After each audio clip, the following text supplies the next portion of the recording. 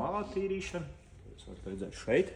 Tad piedāvājam arī standartā mopus, lai varētu uzkopt tādas vietas, kur Viņas tādas kā izbīdās, ne?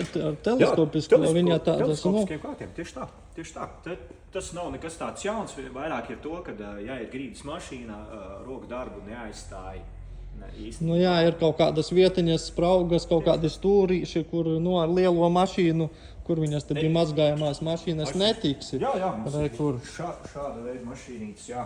Nu jā, ar viņām jau visās tādā mazā vietā, netiks, bet jāņem palīgā tā mazā. Birstīts paņemam palīgā un aiziet. Jā. Nezinu, vairāk vai mazāk es piefiksējis vai ne. Ir mums Kerheram šogad 90 gadu jubileja. Par godu ir uztaisīts melnā dizaina mašīnas. Tātad ar to, kad man personīgi ļoti patīk melna krāsa, jo pelēkā krāsa ir tāds, kas, teiksim, tā dzīvē smēdējās tā.